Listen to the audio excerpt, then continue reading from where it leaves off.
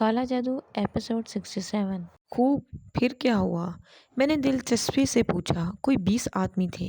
सबने अपने बारे में बता दिया। वो बोला कि मुसलमान वहां से भाग जाएं।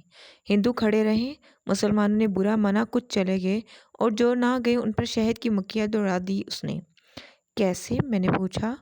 मैंने वहाँ नहीं मैं वहाँ नहीं था महाराज, मगर लोग कहते हैं कि मुसलमानों ने कहा कि जहाँ वो खड़े हैं वो ज़मीन हिंदुओं के बाप की नहीं, वो नहीं जाएंगे। हिंदू तो कुछ ना बोले थे, मगर उसने हाथ ऊपर करके मुट्ठी बंद की और फिर उसे मुसलमानों की तरफ करके खोल दिया। शहद की मक्खियाँ उसकी मुट्ठी से निकली और मुसलमानों के चेहरों से चिमट गई। खूब काटा, वो चीखते हुए भाग गए। तब उसने हंस कर कहा, अब ये उस बस्ती से भी भाग जाएंगे। ज्वालापुर भवानी काल बनेगा। उसका नाम गरजनाथ है और वो हिंदू धर्म का सेवक है। हिंदुओं ने ज्वालापुर में रहने के लिए जगह मिलेगी और एक एक मुसलमान को वहां से निकाल दिया जाएगा। भवानी कुंड में सिर्फ गरजनाथ सेवक की हुकूमत होगी और यह इलाका पूरे हिंदुस्तान से अलग हो जाएगा। यहाँ के रहने वाले हिंदुस्तान के बादशाह कहलाएंगे। वो इतने दौलतमंद होंगे कि सारे देश में उनका मुकाबला नहीं किया जा सकेगा। बस वो गरजनाथ सेवक का साथ दें और माया मकंड मकंड की तामीर में हिस्सा लें। फिर उसने ज़मीन पर से पत्थर उठा उठा कर उन लोगों में बांटे जो वहाँ मौजूद थे और उन्होंने उन पत्थरों को सोने के डलों में तब्दील होते देखा। सारे के सारे नहाल हो गए थे।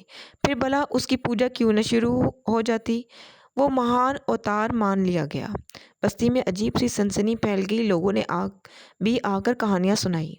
जिन लोगों को सोने के टुकड़े मिले थे, मैंने उन्हें बुलाकर सोने के टुकड़ों को देखा। सचमुच का सोना था महाराज, मगर उसकी बातें सुनकर मुझे अजीब सा एहसास हुआ था और खतरा महसूस हो रहा था। अब कोई बुरी बात होने वाली है। खैर, मेरी इतनी तो हिम्मत नहीं थी कि मैं उसके खिलाफ कुछ कहता, लेकिन मैंने उसके सामने जाने से गुरेज किया। फिर महाराज वो उस मंदिर पर जा पहुंचा जो टूटे मंदिर के नाम से मशहूर था। लोग उसके पीछे पीछे रहा करते थे और उसके बड़े अकीदतमंद हो गए थे। हर शख्स उसकी सेवा करने में लगा रहता था ताकि उसे कुछ मिल जाए। आप जानते हैं दौलत का लालच कितना बुरा होता है। उसने अपने पीछे लगे हुए लोगों से कहा कि पहले माया मकंड तमीर हो जाए, फिर लोग उससे मिले, इससे पहले कि वो उनके लिए कुछ नहीं करेगा। टूटा मंदिर कन्नौज रियासत अली की ज़मीनों पर था। कन्नौज रियासत ने अपने हरकारों के ज़रिए उसे वहाँ से निकलवा दिया और कह दिया कि वो मंदिर बनाने की इजाज़त नहीं देगी। वो कन्नौज रियासत से तो कुछ न बोला। किसी ने उसे मेरे बारे में बताया और पापी सीधा मेरे पास आ गया। महाराज, उसमें कोई शक नहीं कि वो ना तो अवतार है, न देवता, न साधु, न संत। साधु संत बस काला जादू जानता है और उसके बल पर काम करता है। उसने मुझसे कहा कि मैं मंदिर वाली ज़मीन खरीद लूं और वहाँ माया मक्कंड बनाने की इजाज़त दे दूं। महाराज, बदनसीबी ये हुई कि जिस समय मैं उससे बातें कर रहा था, मेरी धर्मपत्नी भी वहाँ पहुँच गई। सवेरिया किरण बहुत सीधी सादी औरत है। सूर्या किरण बहुत सीधी सादी औरत है। उससे एकदम मुतासिर हो गई और उससे बातें सुनने लगी। फिर उसने उसकी सिफारिश की कि मैं कन्नौज रियासत से बात करके ज़मीनें खरीद लूँ। मैंने कहा ठीक है, मैं बात करूँगा। महाराज, इंसान हूँ, डर गया था। फिर मैंने कन्नौज रियासत से भी बात की तो उन्होंने अपनी आदत के मुताबिक बड़ी हकारत से मेरी उस पेशकश को ठुकरा दिया। मैंने तो उनसे कहा था कि मंदिर के नाम पर ज़मीन दे दे और अगर मुफ्त ना दे तो उसका मोल ले ले। कहने लगे, मोल चंदर अपने आप को भी बेच दोगे तो उस ज़मीन का मोल नहीं दे पाओगे। वही बातें की उन्होंने महाराज जो बुरी लगने वाली थी। मुझे भी बुरी लगी। मैंने खामोशी इख्तियार कर ली। चाहता तो उस वक्त भी उस बात का जवाब दे सकता था, लेकिन नतीजा फसाद के अलावा कुछ ना होता। उनके भी बहुत आदमी हैं। यहाँ सिर्फ मुसलमानों का ही नुकसान नहीं हो रहा, हिंदू भी उतने ही मारे जा रहे हैं जितने मुसलमान। सो ये झगड़ा चल रहा था कि अचानक ही लोगों ने मुझे बताया कि मंदिर किसी पुरअसरार कुव्वत ने तामीर कर दिया है और वो पूरे का पूरा बन गया है। इसमें कोई दरवाज़ा नहीं रखा गया, चारों तरफ ऊंची ऊंची दीवारें हैं। फिर मैंने और बहुत सी बातें सुनी। महाराज, कन्नौज रियासत ने अपने आदमियों को कदाले लेकर भेजा और कोई 100 आदमी मंदिर पर कदाले चलाते रहे, लेकिन मंदिर की मिट्टी तक ना उखाड़ सके। यहाँ तक कि थक गए। कनौर रियासत अली ने वहाँ बारूद के धमाके भी कराए, मगर मंदिर टस से मस नहीं हुआ और उन्हें तस्लीम करना पड़ा कि करजनाथ सेवक कोई बड़ा ऋषि मनी है। ये झगड़ा चल रहा था, कोई 1.25 साल हो गया। हुकूमत इस सिलसिले में कुछ करना चाहती थी, मगर ना जाने क्या हो जाता है। अब से थोड़े दिन पहले शायद गरजनाथ सेवक ही ने लोगों को हुक्म दिया कि वो फसाद करे। मेरे पास भी यही हुक्म आया और महाराज मैं भी मजबूर हो गया। मेरे आदमी भी उसके हुक्म की तामील करने पर मजबूर हो गए। मैंने चौंक कर बाबू मोलचंद्र को देखा तो वो गर्दन झुका कर बोला, उसका भी कारण है महाराज। मुझे हंसी आ गई।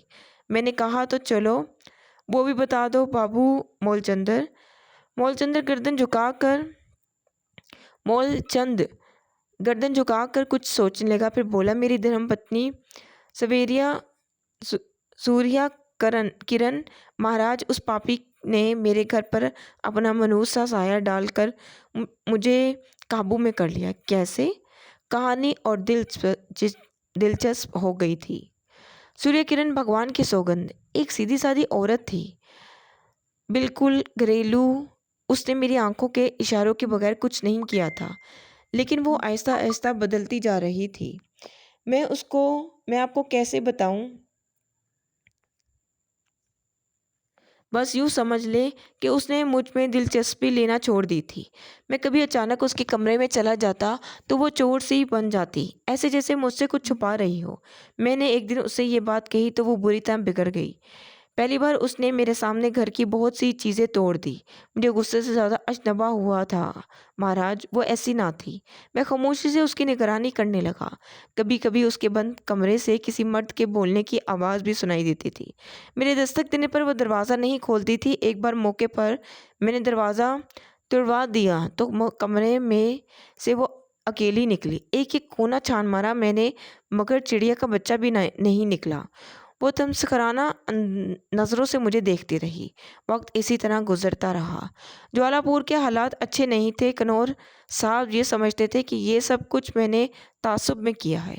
कई बार उनके आदमियों ने मेरी तैयार फसलें उजाड़ी, बागों को नुकसान पहुंचाया। इंसान तो मैं भी हूँ, मैंने भी जवाब दिया, मगर मामला दूसरा था। सूर्या के रंग ढंग ही बदल गए थे। वो अपनी उम्र से कम की बातें करने लगी थी, ऐसे ऐसे बनाव संहार करती कि उसने भरी जवानी कभी ना किए थे। तंग आता जा रहा था मैं उन हालात से, मगर कुछ करने की हिम्मत नहीं हो रही थी। फिर एक दिन मोलचंद खामोश हो गया। उसके चेहरे पर खौफ के साए छा गए। सांस तेज से चलने लगी, जैसे कोई इंतहाई खौफनाक तस्वुर उसके जहन में जागा हो। कोई बहुत भयानक ख्याल उसके जहन से गुजर रहा हो। ना सिर्फ मैं बल्कि अकराम भी दम साधे इस अनोखी दास्तान को सुन रहे थे और उसके आगे बोलने के मुंतज़िर थे।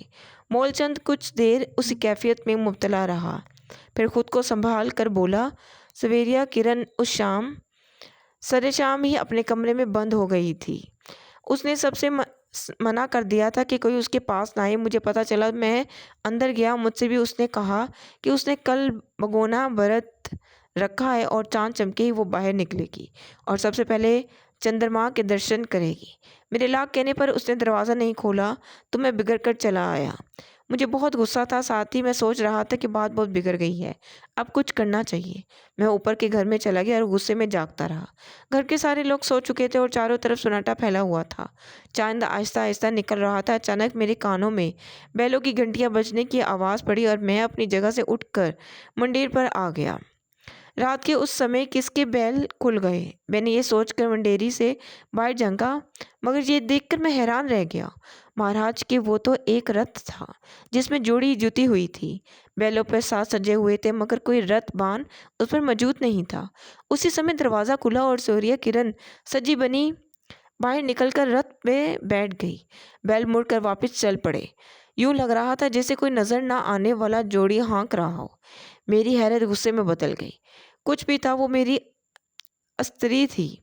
मैं आधी तूफान की तरह नीचे उतरा, मुगली हिस्से से घोड़ा खोला और पर जेन कैसे ज़मीन उस पर जेन कैसे बगैर बैठ कर चल पड़ा। सूर्य किरण के अतवार हद से बिगड़ गए थे। अब मैं उसे माफ़ नहीं कर सकता था। रथ आगे निकल गया था और अब चला जा रहा था, मगर फासले से उसका पीछा कर रहा था। मैं ये देखना चाहता था कि वो जाती कहाँ है। और महाराज, मैंने रथ को कनौर साहब की बगिया में जाते हुए देखा, मगर जब वो गरजनाथ के माया कुंड के सामने रुका तो मेरे होश बिगड़ने लगे। मैंने दूर ही घोड़ा रोका, कुछ सोचा और फिर घोड़े से नीचे उतर आया। घोड़े को मैंने वहीं रुकने का इशारा किया और दबे पांव आगे बढ़ गया। सूर्य किरण नीचे उतर आई थी, फिर वो छन छन करती आगे बढ़ी। मैं भी उसका पीछा करने लगा। मैंने सोचा, सुश्री अंदर कैसे जाएगी? मंदिर का तो कोई दरवाज़ा ही नहीं। मगर महाराज, चांद की पूरी रोशनी में मैंने देखा कि वो दीवार के पास पहुंची और पूरी की पूरी दीवार में समा गई, जैसे किसी खुले दरवाजे से अंदर दाखिल हो गई हो। पहले तो डर गया, किसी और का मामला होता तो वहां से भाग निकलता, मगर बात धर्मपत्नी की थी। हो सकता है उस जगह चोर दरवाज़ा हो। आखिर गरजनाथ भी तो कहीं ना कहीं से बाहर आता जाता होगा। सो उस जगह पर आंखें जमाई मैं दीवार के पास पहुंच गया। रथ मुड़कर एक तरफ चला गया था। मैंने दीवार को खूब टटोला, मगर महाराज, कोई ऐसी जगह नजर ना आई जहाँ से कोई अंदर घुस आए। गुस्से से खुलसता हुआ मैं पलटा तो एकदम मेरे पैरों के नीचे से ज़मीन निकल गई। भगवान की सौगंध खाकर कह रहा हूँ महाराज, उस रास्ते से चलकर आया था, उसी जगह खड़ा था और फिर बहुत सी बार यहाँ आया था, मगर वो खाई खाई कभी वहां नहीं थी जो अब देखी थी। मुझे संभलने की मोहलत ही न मिली और मैं खाई में गिरने लगा। चीखा भी था खूब जोर से। ऐसे लगा जैसे पाताल में गिर रहा हूँ। ये ख्याल था कि अब प्राण गए कुछ, मगर बच गया। पचाक की आवाज़ हुई और बदबू के मारे मेरी नाक सुकड़ गई। किसी गंदी कीचड़ जोहर में गिरा था, उसी वजह से हाथ पांव टूटने से बच गए। कुछ देर तो होश ही ना आया, मगर जीवन सबको प्यारा होता है। जोहर भी ज़्यादा चौड़ा नहीं था। हाथ पांव मारकर बाहर निकल आया। चांद अब भी चमक रहा था और वो जगह समझ में नहीं आ रही थी। अकल ही साथ न दे पा रही थी। कनौर रियासत का बाग, मूर्ति मंदिर और ये खाई, सारी अजीब बातें थी। गंदा जौहर पीछे था, फिर सामने कुछ नजर आया। कुछ लोग थे, उन्होंने एक तख्ता बिछाया, उस पर कलीन बिछाया गया। दूसरे नीचे कलीन बिछा रहे थे। बहुत से लोग आकर उस कलीन पर बैठ रहे थे। बीच में जगह छोड़ दी गई, फिर किनारे किनारे से साजंदे आकर बैठ गए। उसके बाद चार खूबसूरत औरतें जेवरों में लदी हुई आए और पीछे बैठकर पैरों में घुंघरू बांधने लगी। फिर अचानक के सारे उठ खड़े हुए और महाराज, मैंने देखा कि वो पापी काला जादूगर ऊपरी बदन से नंगा, निचले जिस्म पर कारिया कुंडी की धोती मुंडे, सर पर सोने की ताज पहने, गले में हीरो की मालाएं डाले, उस सुसरी के हाथ पांव सीने ताने चला रहा है और वो नरखनी ऐसे लजाई शर्माई उसके साथ चल रही है जैसे अभी अभी लगन मंडप के फेरे पूरे करके सीधी आ रही हो। दोनों आकर तख्त पर बैठ गए और नचनहारियां खड़ी हो गई। साजंदों ने सांस संभाल लिए। जो कुछ था अपनी जगह था, मगर अपनी अस्त्री को यूं देखकर डर खौफ मन से निकल गया। गुस्से से बदन कांपने लगा और मैं धारता हुआ उसे गालियां बकता हुआ आगे बढ़ा। साजंदों के हाथ रुक गए, नचनहारियों के पांव, सबके सब मुझे देखने लगे। गरजनाथ मुझे देखकर मुस्कुराने लगा। सूर्या किरण किरण क्यों आई है यहाँ? क्या कर रही है तू? मैं गुस्से से दहाड़ता हुआ बोला। कौन सूर्या किरण? बाबू मोलचंद, किसकी बात कर रहे हो? गरजनाथ ने मुस्कुराते हुए कहा। ये मेरी धर्म पत्नी है गरज महाराज, ये मेरी अस्त्री है। आगे ऐसा कहोगे तो मारे जाओगे। ये तुम्हारी धर्म पत्नी नहीं, कंसा भुआनी है। अमर भुआनी? जे कसना सरोपा, उसने कहा। मैं फिर वहां मौजूद लोगों से बोला, खुंद संभा में ही काला चोर कैसे घुस आया? तुम सारे के सारे ससुरे औंधे अंधे हो गए। सभा खराब कर दी उसने। मार भगाओ उसे। और महाराज, वो सब मुझ पर पल पड़े। खूब मारा, मुझे घसीटते हुए बहुत दूर तक लाए और फिर एक जगह डाल दिया। उसके बाद सब चले गए। ये जगह वही थी महाराज जहाँ मेरा घोड़ा खड़ा हुआ था। सामने ही माया मुक्कड़ नजर आ रहा था, वैसे का वैसे, दरवाजे के बगैर। मैं कराता हुआ उठा, घोड़े के पास पहुंचा तो मुझे देख कर डर गया और हाँकता हुआ सरपट हो लिया। ये नई विपता पड़ी थी, गुस्सा था, तकलीफ थी। गिरता पड़ता घर को चल पड़ा। न जाने कितने घंटों में घर पहुंचा था। भगवान का शुक्र था कि कोई जागता ना मिला। घर में आकर स्नान किया, गंदे बदबू भरे कपड़ों की गठली बनाकर दीवार से दूसरी तरफ उछाल दी। और फिर अपनी चोटों को सुलाता हुआ कमरे की तरफ चल पड़ा। सूर्य के बारे में अब फैसला करना था। जो अपनी आंखों से देखा था वो बहुत ज़्यादा था। उसके बाद फैसला करना था, कोई ठोस फैसला करना था। मगर महाराज दरवाज़ा खोल कर अंदर दाखिल हुआ तो उसे पलंग पर सोते पाया। बेजाहिल का रह गया। वो घर के आम कपड़े पहने करवट लिए गहरी नींद सो रही थी। लगता ही न था कि घर से निकली हो। चेहरा भी बनाव श्रृंगार से साफ था। कहीं से भी पता नहीं चलता था कि वो घर से बाहर निकली। मुझ पर बेहोशी तारी होने लगी। पागलों की तरह उसे देखता रहा। ये क्या था?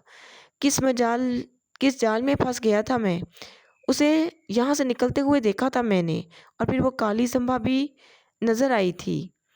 मुझे इतना बड़ा धोखा तो नहीं हो सकता। फिर ख्याल आया कि ये सब गरजनाथ के यहाँ जाल है, उसका काला जादू, और मेरी धर्मपत्नी निर्दोष है। वो बेचारी काले जादू में फंस गई है। मगर अब क्या करूं? उसे कैसे बचाऊं? सुबह को वो बिल्कुल ठीक थी, मगर मेरा बदन दर्द कर रहा था। मेरा चेहरा देख कर बोली, जी खराब है कुछ? हाँ, क्या बात है? कल तुमने भगोना व्रत रखा था। हाँ। चंद्रमा दिखकर व्रत तोड़ा था? वो सोच में डूब गई। उसके चेहरे पर हैरत के आसार फैल गए। फिर वो उलझे हुए अंदाज में बोली, कहाँ व्रत तोड़ा था मैंने? चांद निकलने के इंतजार में लेटी, फिर सो गई। हाय राम, मेरा व्रत तो बेकार गया। उसका लहजा अफसोस भरा था। रात को नहीं जागी? कहाँ जागी? और अरे तुमने दरवाज़ा कैसे खोला अंदर से? तुमने नहीं खोला था? बिल्कुल नहीं, मैं तो सो गई थी। मैं खामोशी से उसे देखता रहा। फिर मैंने अचानक कहा, ये व्रत क्यों रखा था तुमने? उसने मेरी बात का जवाब नहीं दिया। तो फिर मैंने उससे यही सवाल किया। कुछ देर के बाद बोली, तुम्हें नहीं बता सकती? बताओ। नहीं, ये मुश्किल है। क्या गरजनाथ के कहने से? मैंने गुस्से से पूछा, और वह चमक कर खड़ी हो गई। देव का नाम कैसे ले रहे हो तुम? गुरुदेव? वो तुम्हारे गुरुदेव कैसे हो गए? इस घर में उनका नाम इज्जत से लेना नाथ, ये मैं तुमसे कह देती हूँ। उसने सर्द लहजे में कहा। क्या तुम उसे मिलती रही हो? मैं जो भी करती हूँ मैं जानती हूँ, मगर जो कुछ मैंने कहा है उसका उल्टा ना हो। क्या बकवास करती हो? वो तुम्हारे लिए मुझसे बड़ा हो गया, वो गंदे धर्म वाला, और तुम उसे गुरु बनाने की आज्ञा किससे ली? देखो बाबू मोलचंद, मैं तुम्हारी धर्म पत्नी हूँ, बांधी नहीं। तुम सिर्फ पति रहो, परमेश्वर ना बनो। आखिर बार कह रही हूँ, गुरु जी का नाम इज्जत से लो। उसकी आंखें सुर्ख हो गई। लगता है दिमाग खराब हो गया तुम्हारा। वो चाहती हो जो मैंने कभी नहीं किया, मैंने कहा, और वो मुझे घूरने लगी। उसकी सुर्ख आंखें बेहद भयानक लग रही थी। फिर वो मुस्कुराई और बोली, गुजरी रात भूल गए मोलचंदर जी? बड़े समय को इतनी जल्दी नहीं भूलना चाहिए। और महाराज, मेरे बदन में चिंगारियां भर गई। वो रोशनी में आ गई। रात को वो घर से गई थी और फिर वापस आ गई। वो मासूम नहीं है, वो बहुत गहरी है। वो सब कुछ जानती है, लेकिन गुजारी रात बेहद भयानक थी। मैं अभी तक बदन की दिखन महसूस कर रहा था। उसे और कुछ कहने की हिम्मत ना पड़ी। मैं उसके कमरे से निकल आया। मगर महाराज, मैं बहुत परेशान था। मेरा तो घर ही लूट गया था। भगवान ने जो कुछ भी दिया था मज़े से गुजर रही थी। पत्नी से प्रेम भी था। ये क्या हो रहा था? फिर महाराज, हर रात यही होने लगा। रात गई रात आता, वो जाती, फिर न जाने कब वापस आती। दोबारा उसका पीछा करने की हिम्मत नहीं हुई होती थी। हालात खराब से खराब तर होते गए महाराज। सूर्य किरण से मेरे सारे के रिश्ते खत्म हो गए थे। उसके कहने से मैंने अपना कमरा भी अलग कर लिया था। मैं भस्म हुआ जा रहा था, मगर बेबस था। कुछ नहीं बिगाड़ सकता था उसका। सूर्य किरण हाथ से निकल गई थी। इधर गरजनाथ के हाथ और फैलने लगे। अब वो ज्वालापुर में मंदिर से बाहर भी नजर आने लगा। वो कैसे बाहर आता किसी को मालूम नहीं था। राधे चरण बाजार थे है ज्वालापुर में। उसके कपड़े का सबसे बड़ा कारोबार है। जो खड्डियाँ चलती है उसकी, और उसकी बनाई हुई खादी पूरे हिंदुस्तान में मानी जाती है। उसका बेटा अम्बा चरण बीमार हो गया, और फिर एक दिन वो चल बसा। राधे चरण तो पागल हो गया। अम्बा उसका इकलौता था, जवान था। राधे चरण आत्महत्या करने पर तुल गया। तब कहीं से गरजनाथ नंबूदार हो गया। अमरचरण की अर्थी तैयार की जा रही थी। वो अर्थी के पास आ खड़ा हुआ और उसने कहा, तुझे बेटे का जीवन चाहिए राधे चरण? बोले, इसका जीवन चाहिए तुझे? राधे चरण ने गरजनाथ के पांव पकड़ लिए। मिल जाएगा तुझे तेरा बेटा, जीता मिल जाएगा, मगर हमारा चेला बनाना पड़ेगा उसे। फिर वो तेरा नहीं हमारा होगा। बोल, मंजूर है तुझे? मंजूर है महाराज, मुझे मंजूर है। मुझे मेरे बेटे का जीवन दे दो, और कुछ नहीं चाहिए मुझे। बस मैं उसका जीवन चाहता हूँ। भाग जाओ, फिर सारे के सारे भाग जाओ यहाँ से, जाओ सब यहाँ से भाग जाओ। सब बाहर निकल गए और थोड़ी देर के बाद गरजनाथ भी बाहर निकल आया। अम्बाचरण उसके पीछे पीछे चल रहा था। बहुत से लोग डर के यहाँ से भाग गए, बाकी गरजनाथ के चरणों में गिर पड़े। बहुत बड़ा चमत्कार था, उसने बड़ा चमत्कार किया और क्या होता। अम्बाचरण हटा कटा हो गया। गरजनाथ के बारे में मिले जुले तासुरात थे। दूसरा वाकया ठाकुर केदारी नाथ का था। उनके बेटे की पत्नी नथिया बड़ी सुंदर थी, मगर उसके सोते में चलने की बीमारी थी। एक रात वो सोते सोते चल पड़ी और ज्वालापुर के सबसे गहरे कुएं में गिर पड़ी। सुबह को भंसारियों ने उसकी लाश का पता दिया। कराम मच गया। नथिया मर चुकी थी। पूरी बस्ती के कारोबार बंद हो गए। क्या हिंदू क्या मुसलमान, सब दुख में डूबे हुए थे। गरजनाथ आहिस्ता हुआ उस कमरे में घुस गया जहाँ उसकी अर्थी रखी हुई थी। फिर नथिया के साथ बाहर निकल आया, मगर दोनों जीने वाले गरजनाथ के चेले बन गए थे। उनके माता पिता और सरपरस्त खुश तो थे कि उन्हें जीवन मिल गया था, मगर एक तरह से वो अपने घरों से दूर हो गए थे। अम्बाचरण और राधेचरण के किसी काम का नहीं रहा था। घर से बाहर निकल जाता, न जाने कहाँ का मारा फिरता। वो तो खैर मर्द था, लेकिन नथिया जो कुछ कर रही थी वो सब कुछ परेशान कुन बात थी। ठाकुर के दरीनाथ की इज्जत दो कौड़ी की हो गई थी। उनका बेटा ज्वालापुर छोड़कर चला गया था। वो ये कैसे बर्दाश्त कर सकता था कि उसकी सुंदर पत्नी रातों को घर से गायब रहे और सारे ज्वालापुर में तलाश करने के बावजूद ना मिले। खूब हार श्रृंगार करे, घर वापिस आए तो ऐसी झूमती हुई जैसे नशा कर लिया हो। ये दोनों हमेशा गरजनाथ के गाने गुन गाते रहते थे। फिर यूं हुआ कि स्वामी हरिदास जो साल के साल ज्वालापुर आते थे, उस साल भी वो ज्वालापुर पहुंचे। केदारी नाथ के यहाँ ही ठहरते थे। घर के दरवाजे से अंदर दाखिल हुए तो उल्टे पांव वापस पलट गए। हैरत से केदारी नाथ को देखकर बोले, केदारी ये घर मैं तो तूने क्या बसा लिया? क्यों महाराज, हैरत तो है, ये गंदगी तेरे घर में कहाँ से आ गई? केदारी, कौन सी गंदगी महाराज? हरिदास ने कोई जवाब नहीं दिया। दोबारा घर वापिस आए, सारे कोने खदरों को छानते फिरे और उसके बाद एक एक से मिले। यहाँ तक कि नथिया सामने आई तो हरिदास को देखकर उसकी हालत खराब हो गई। उल्टे पांव घर से भाग गई। हरिदास केदारी नाथ से बोले, ये तो तेरे बेटे की बहू है ना, नथिया है ना ये? हाँ महाराज, केदारी नाथ ने ठंडी सांस भर कर कहा। आगे बोल, आगे केदारी नाथ। उस बेचारी के साथ बुरी हो गई महाराज। आपको तो पता है कि रातों को सोते में ये चलने की आदत थी। केदारी नाथ ने पूरा वाकया हरिदास को सुनाया तो हरिदास सोच में डूब गया। फिर उन्होंने आहिस्ता से कहा, केदारी नाथ, ये नथिया नहीं है। नहीं, मेरी बहू ही है। नहीं केदारी नाथ, तेरी बहू तो कुएं में गिरकर मर चुकी थी। अब तो इसकी शरीर में एक गंदी आत्मा रहती है।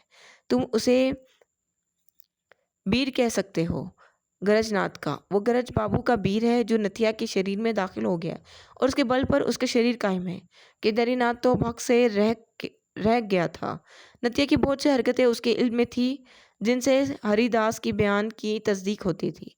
फिर जब उसने अम्बाचरण के बारे में बताया तो ठाकुर हरिदास राधेचरण के घर भी गए और घर के दरवाजे के करीब पहुंचते ही बोले, वही बात है, वही बात है। नहीं भाई, तुम लोग अपने आप को भी धोखा दे रहे हो और बस्ती ज्वालापुर को भी। एक गंदी आत्मा आ गई है यहाँ, ज्वालापुर की माहिर है। उसने अपने वीर इंसानों के शरीर में उतार दिए। पता नहीं ससुरा क्या चाहता है। अगर ये सच है महाराज, तो फिर तो कोई बड़ी बात भी हो सकती है। आप कुछ उपाय करें। स्वामी हरिदास सोचते रहे। फिर उन्हें बस्ती के वीरान इलाके में धुनी रमाई और 3 दिन तक वहीं बैठे रहे। सब लोग उनकी खबरगिरी कर रहे थे। ज्वालापुर में उनकी बड़ी इज्जत थी।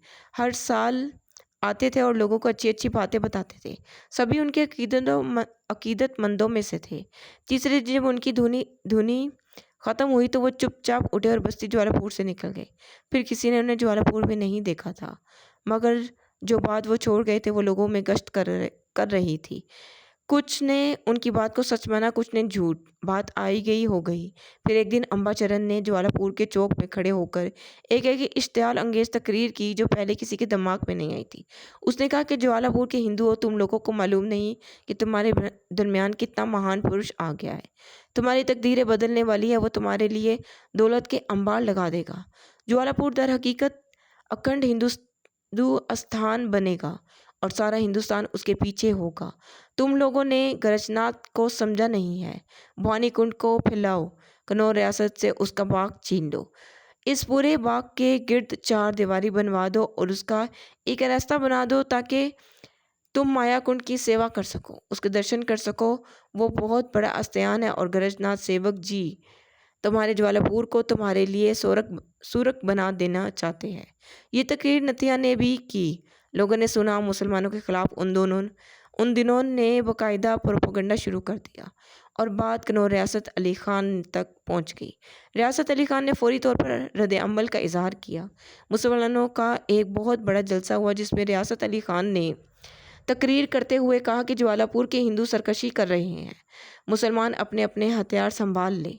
वो सरकार से रजू कर रहे हैं, लेकिन अगर सरकार से रजू करने के बावजूद ज्वालापुर में कोई ढंग की बात ना हुई तो ज्वालापुर के मुसलमान हिंदुओं को खुद मुंह तोड़ जवाब देंगे। ज्वालापुर के समझदार ने आपस में बैठकर इस सिलसिले में बातचीत की।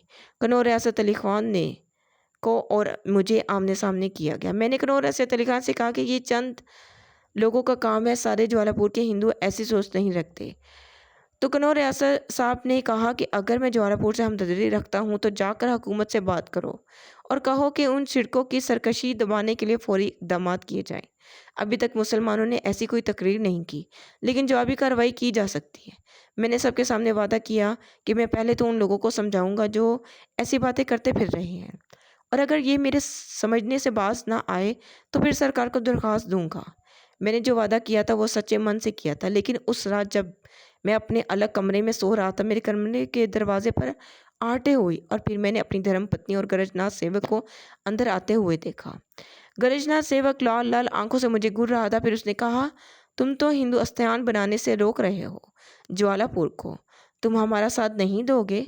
मैंने हिम्मत की और गरजनाथ सेवक से कहा, महाराज हाथ जोड़ता हूँ, आपके सामने कुछ भी नहीं हूँ, आपकी शक्ति के सामने, लेकिन मुझे एक बात बता दीजिए, हिंदू मुसलमानों का टकराव होगा तो नतीजा क्या निकलेगा? लाताद हिंदू मारे जाएंगे, लाताद मुसलमान मारे जाएंगे और नतीजा कुछ भी नहीं निकलेगा। बकबक मत कर, तुझसे ज़्यादा तो तेरी धर्मपत्नी समझदार है, वो ज्वालापुर की भवानी कुंड बनाने पर आमादा है। अरे बावले, तू हमें क्या समझता है? अभी तूने देखा ही क्या है? गरजनाथ ने हमारा नाम कौन सा भेद नहीं जानते हम? ये महल तेरे पुरखों का है ना? ये हवेली तेरे बाप दादा ने बनाई है ना?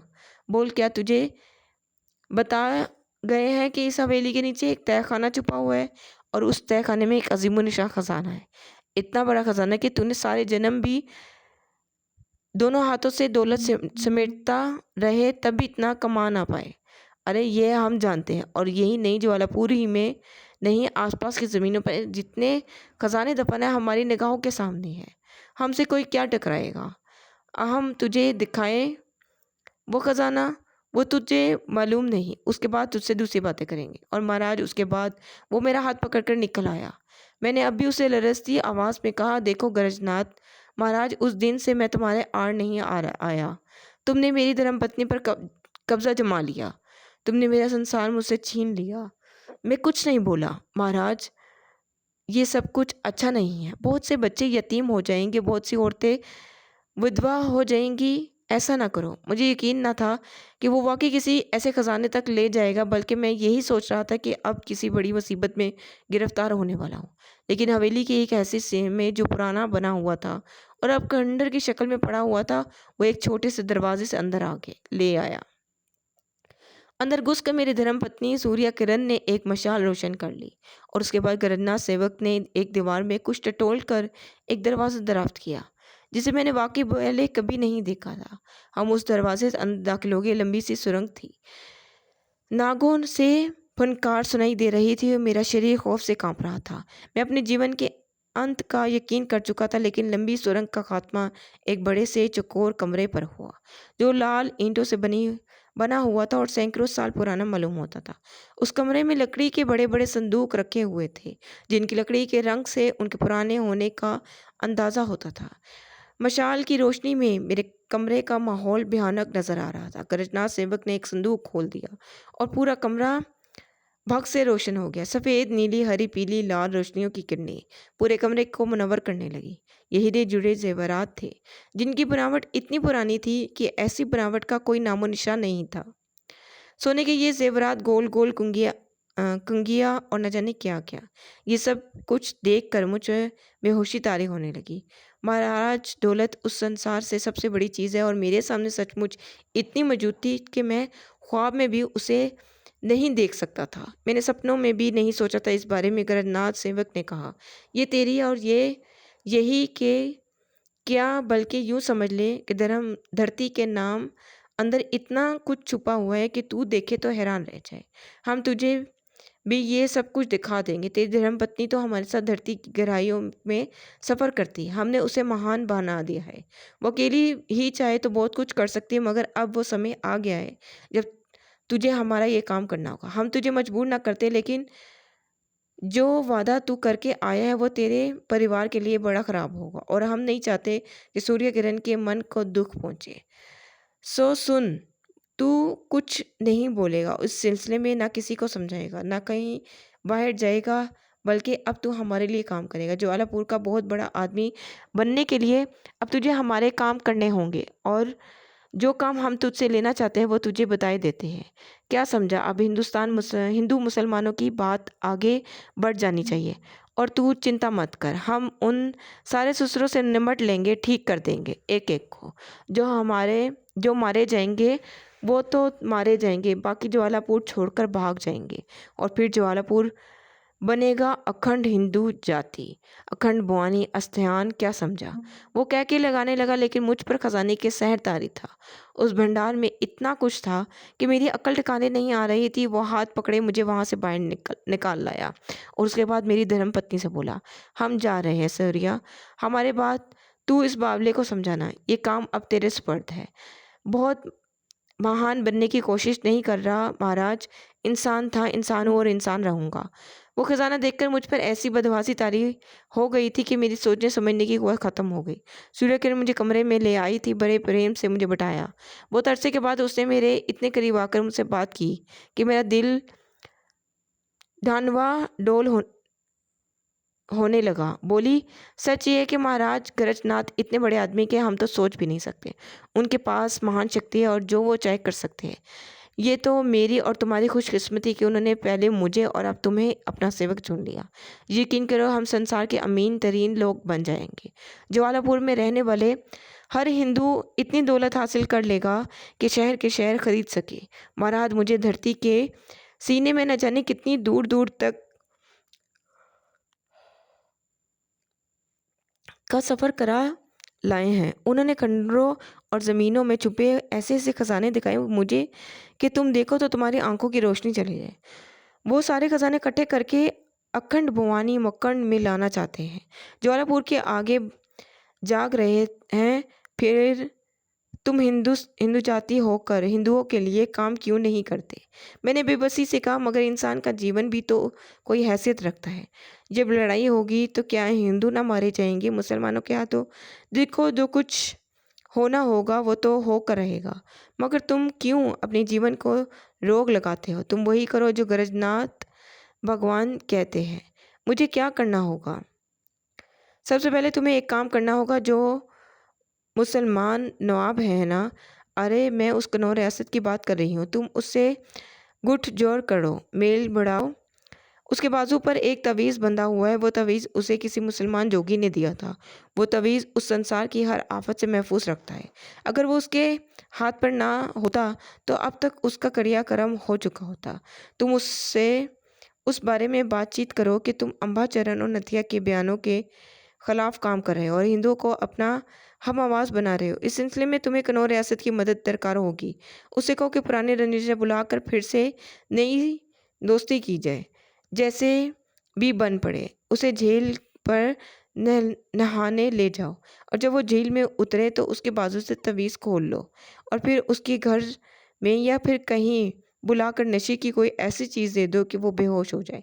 फिर उसका तवीज़ उतार लो। ये काम तुम्हें जैसे तुम्हारा मन कहे करना है। तुम्हारा बस इतना ही काम है, बाकी हाँ काम हम कर लेंगे। मैं हैरत से सूर्य किरण को देखने लगा। मुझे उस बात पर हैरत थी कि वो गरजना सेवक के कामों में कितनी वाकिफ हो चुकी है। एक तरह से मुझसे तो वो हट चुकी थी। सारा कुछ था महाराज, मुझे खजानों का लालच दिया गया, मगर इंसान का जीवन खोना को मेरा मन नहीं चाहता। और फिर ये बात बड़ी अजीब लगी थी कि मुझे वो रियासत अली के किसी तवीज़ से खौफज़दा है और उसके ख़िलाफ़ कुछ नहीं कर सकता। इस तरह कुछ उम्मीद बंदी थी महाराज कि कोई ऐसी चीज़ है जो उसे काले करतूतों से रोक सकती है। दिल में मैंने सोच लिया कि ये काम मैं कभी नहीं करूँगा, मगर चालाकी से काम लेना था। चनाचा मैंने सूर्य किरण से कहा, ये सारी बातें तुम अपनी जगह सवेरिया, मगर तुम्हें क्या हो गया है? क्यों मुझे क्या हो गया है? तुम मुझसे बिल्कुल हट गई हो। जो गरजना सेवक के होते हैं वो किसी और के नहीं होते। उसने साफ गोई से काम लिया।